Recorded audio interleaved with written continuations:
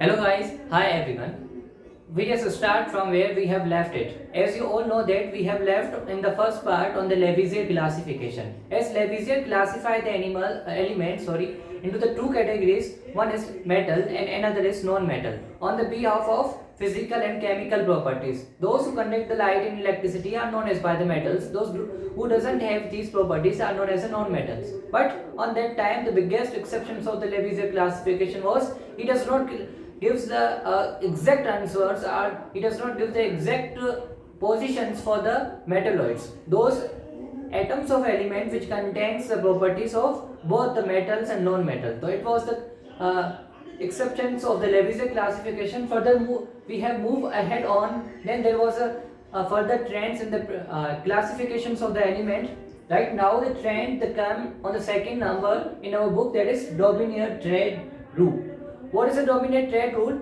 He classified the elements on the basis of their atomic mass or on the basis of their atomic weight. He just made the groups. In these groups he put the three elements, the element that he put into the group. That group is known as by the trade. A group which contains the three elements that is arranged on the basis of their atomic mass are known as by the trade. What is the characteristics of the trade? The trade is made in such a way the middle element of that group, that its atomic mass should be the average atomic mass of the first and the third one. So it was the characteristics of the Daubigny's trade rule. So, and the thing that is need to consider that he has made the arrangement on the basis of the atomic mass. As you know that the atomic mass of lithium is 7 and the atomic mass of sodium is 23 and atomic mass of 30, so potassium is 39. So he has arranged the trade, or he has arranged the atom in the trade on the basis of increasing order of atomic mass, that is 7, 23 and 39. As it is increasing, so that order goes to the right way. And another characteristics of the trade is what? The middle element atomic mass should be equals to the average atomic mass of the first and third one. As if we took the average of the first trade, that is lithium has an atomic mass 7 and potassium has an atomic mass 39. The average should comes approx 46 divided by 2 and it will gives the value of 23. And as you know that the atomic mass of sodium should be the is also 23. So in this case, in this way he has made the elements. In element he put the group in groups he put the element in such a way that there are the three element in a group, and these three elements should be arranged on the basis of the increasing atomic mass, and the atomic mass of the middle one should be equals to the average atomic mass of the first and the last one, or first and third one.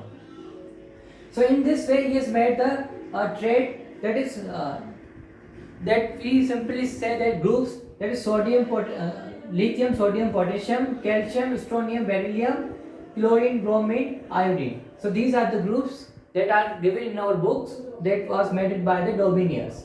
So it was the way in which he has arranged the atoms of the elements. And actually he was doing the observation on the platinum as a catalyst. As a result he has found the Daubigny's trade rule, or he has found the classification of the element. What was the exceptions of the Daubigny's trade rule? That we cannot put all the elements in such a way. As now today we have 118 elements. If we started to put the elements in such a way that it creates a groups or trade approx above 30. So in this case it is tough for us to learn all the traits containing the chemical and physical properties. So it was rejected by the modern era. And another acceptations of the Daubigny's classification, that it is not applicable to the F and D block element. As F and D block element, due to the extra F and D shells, the atomic mass of the middle one is not equals to the atomic mass of the first and third one. It was the exceptions of the Daubigny's trade rule. As if someone says that there are three elements, that is known as by sodium, potassium and rubidium, does it indicates the Daubigny's trade or not? So what you do, simply take the first element atomic mass, that is, and third element atomic mass. Take the average. If the average comes to the atomic mass of the middle one, then it indicates that it is a trait. If its average does not come to the atomic mass of the middle one or approx to the atomic mass of middle one, that indicates it does not represent the Dobinus trait. So it was the question that is given in our book, and the way in which we solve the question, that is the way in which we have solved the questions. How we know that some group represent the Dobinus trait, yes or not, is just simply take the atomic mass of first and third one and find out the average. If their average is equals to or approx to the middle one, that means it indicates that it follows the Dobinus traits. If it does not match with the middle one atomic mass, that means it is not representing the trait. And then there was the further classification of the element that was made by Newland, and we have said the Newland octave rule. What is Newland octave rule? They also classify the element on the basis of the atomic mass, but they have made something different, that they have said that the element in Newland, we have arranged the element in such a way the element comes to the 8th position should resembles the element on the first position in such a way that their physical and chemical properties should be repeated. Just like in musical notations, every 8th vowels repeat itself, same way element repeats itself in the new types of the periodic table that was made by the Newland octave rule. How? As we know that in the musical notations, every notations are separated by the full and half frequency. As in the Indian musical notations, that is sa, re, ga, ma, pa, dha, ni, sa. I want to try in the singing mode. Just I want to give the attempt. If it was right, then okay. Sa, re, ga, ma, pa, sa, di, dha, ni, sa. Sorry, I have did the mistake on the dha.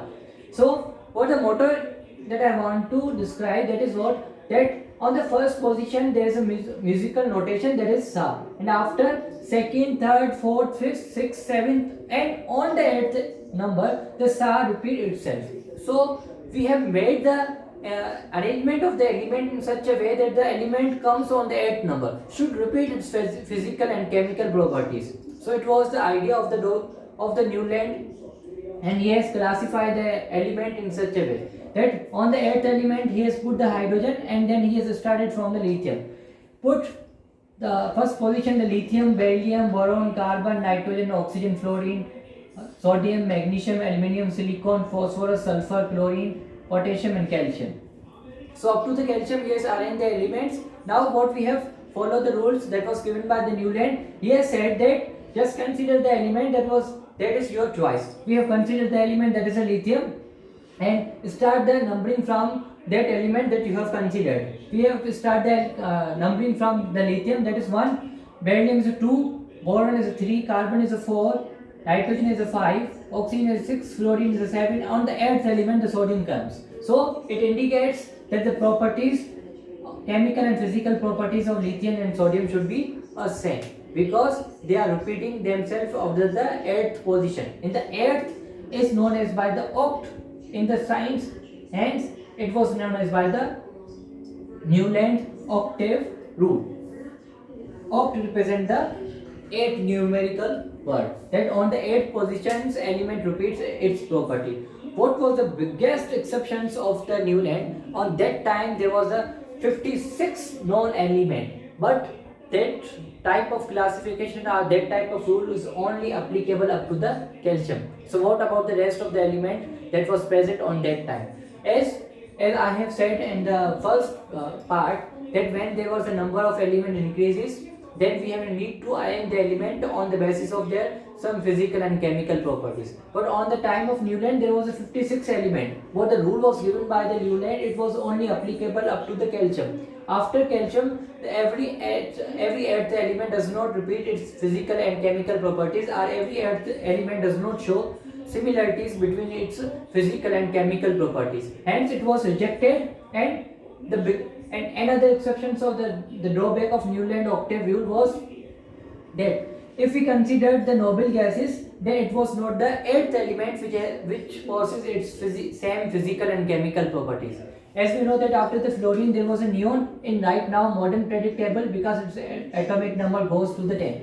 Now if we consider, if we have put the noble gases in the Newland-Octave rule, now it was not our eighth element that repeated its physical and chemical properties, it was become the ninth element if we consider the neon, because the 8th position was recognized given to the neon and the 9th will given to the sodium. That means it has exception in itself and it was rejected by all the ones. And another some type of disagreement that was made by his arrangement of element in periodic table, that was just goes to the book page, and there was a chart in the NCERT science book where there is a Newland-Octave classification of the element is given. You can find that he has adjusted two elements in the one slot. That is cobalt and nickel. As both are metal, and they shares their some properties. Hence he has put both the element in a one slot. But what was the mistake was done by him? The mistake was done by him that he has put the two element in one slot and that slot into the element in the group of the element which does not resemble their physical and chemical properties. That he has put the cobalt and nickel along with a group of fluorine, chlorine and bromine. As you know that fluorine, chlorine, bromine are the non-metals and cobalt and nickel are metal. So he has placed the metals along with the non-metals. As you know that metals and non-metals, their physical and chemical properties different a lot. Hence, it was the biggest exceptions of it. As cobalt and nickel both are metals and iron is also a metal, but he has placed the iron far away from the cobalt and nickel.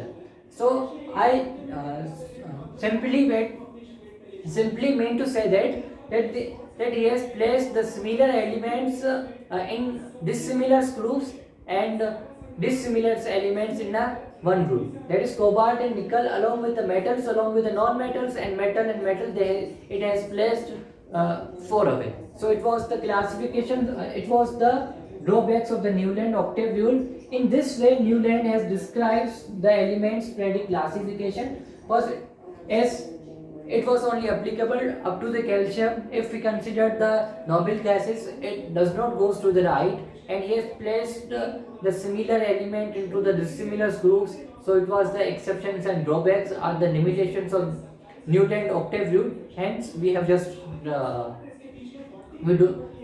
right now we have rejected it and we do not follow its law because it is not applicable to the all elements, even though it is not applicable to the elements that was known at that time. That was 56 element, but it is only applicable up to the calcium, that is means 20 elements.